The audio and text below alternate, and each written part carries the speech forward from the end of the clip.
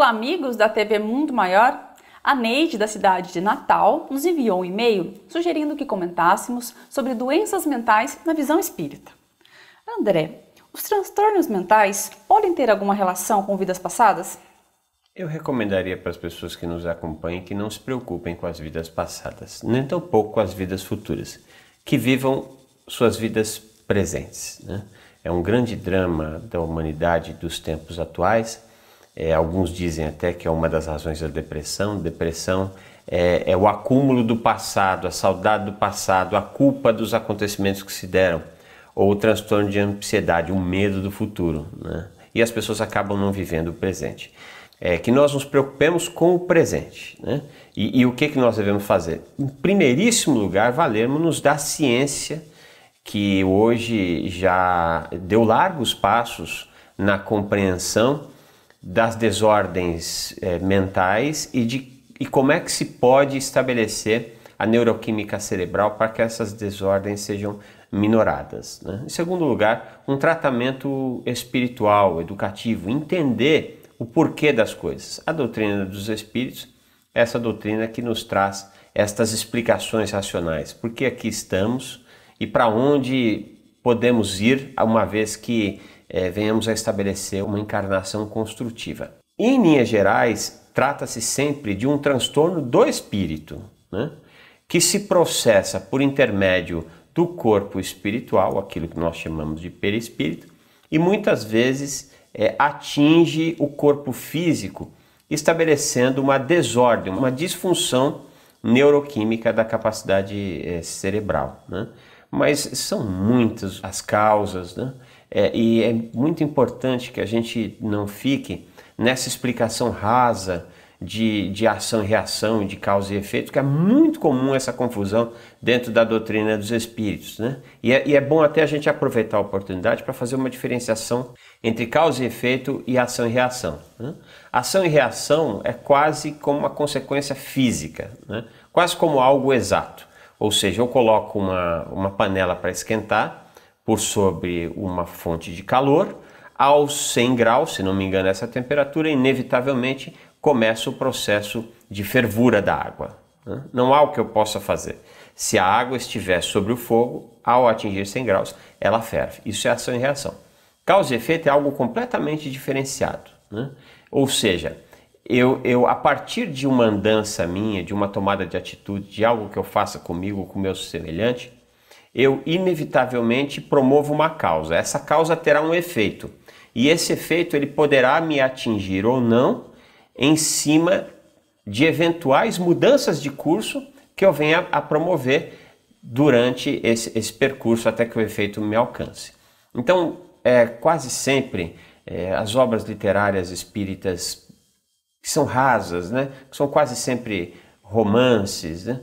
Elas dizem que uma pessoa que matou alguém com uma facada em uma encarnação passada será morto nessa encarnação por uma facada, preferencialmente no mesmo lugar em que matou na encarnação passada.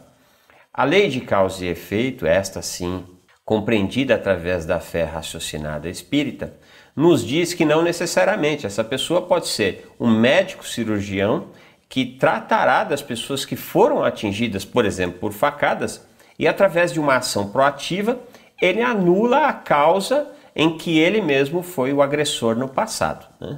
Então, quando a doença mental nos visita, devemos levar em consideração, em primeiríssimo lugar, o nosso estágio atual. Ok, como é que eu estou? Como é que o meu parente está? E o que nós podemos fazer para minorar essa situação e dar uma melhor qualidade de vida a este meu parente e a mim próprio, cuidador dessa criatura. E André, essa questão dos transtornos mentais, podemos dizer que existe uma interferência de espíritos desencarnados que pode agravar a situação?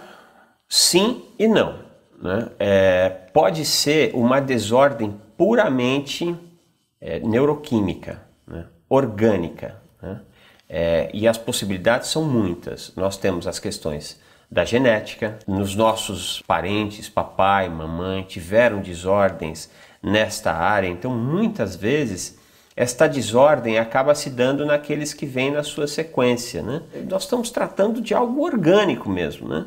Quando, por exemplo, não se recomenda que parentes venham a se casar e ter filhos, existe uma razão de ser. No código genético há algumas dessas criaturas, às vezes há disfunções que, uma vez entrando em contato com o código genético de outra criatura para a formação de um novo ser, e essa criatura também tem a disfunção que este outro parente tem, amplia-se a possibilidade de que o filho dessas duas criaturas apresente algum tipo de desordem. Então, existem as questões orgânicas, da neuroquímica cerebral, né?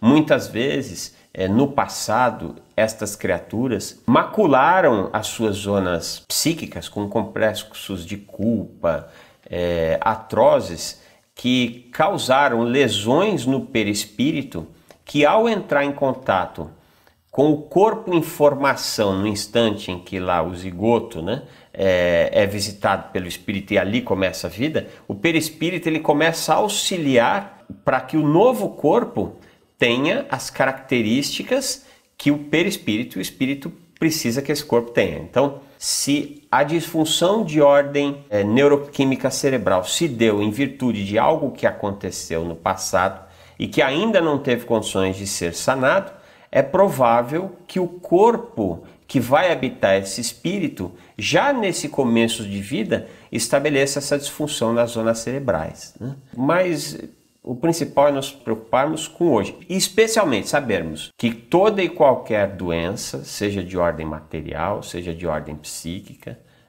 que nos visita, está em um processo de cura em curso. Doença, e essa é uma das grandes revoluções que a ciência espírita trará para o paradigma científico da Terra, é essa mudança, né? Para muitos homens e mulheres da ciência, a doença é uma disfunção do corpo, é uma disfunção biológica. Para a doutrina dos espíritos, a doença é uma correção em curso para a cura do espírito. Tem alguns casos que as pessoas falam sozinhas e até dizem que ouvem vozes, né? E até cometem crimes ou alguns atos dizendo que alguém mandou eles fazerem aquilo. Nesses casos específicos, André, você acredita que é bom buscar um tratamento espiritual porque pode estar acontecendo um processo de obsessão? Em primeiríssimo lugar, o tratamento médico, né? É importantíssimo que em casos em que a desordem psíquica comece a levar a criatura a sofrimento ou aquelas que o circulam, né, ao sofrimento, que procure-se preferencialmente um bom médico, né, um clínico geral, um psiquiatra, um neurologista, para que este profissional, valendo-se de todos os instrumentos de pesquisa científica que nós já temos no século XXI, possa estabelecer, compreender de fato por que está se dando essa desordem psíquica, mental, né? Em segundo lugar, e paralelo inclusive ao trabalho médico, sim, os cuidados espirituais, né? Então, o culto do evangelho no lar, para poder trazer naqueles instantes onde as criaturas se dedicam a fazer uma leitura enobrecedora para o espírito, boas notícias e boas compreensões da boa nova do Cristo, atendendo eventuais entidades sofredoras com objetivos belicosos, de ódio, de orgulho, de vaidade, uma vez que eles participam também deste ato de leitura e estudo do Evangelho, respondendo os anseios, os sofrimentos dessas criaturas, de forma que todos possam crescer com isso. Hoje existe uma infinidade de tratamentos complementares, inclusive para as disfunções de ordem psíquica e mental, né? Está aí a acupuntura, está aí a homeopatia e uma série de outras atividades. Entre elas, o passe magnético, que é sempre ministrado de forma gratuita em uma casa espírita, né? Eu costumo dizer que no curso de doutrina espírita, a primeira coisa que a gente aprende é a fechar portas, né?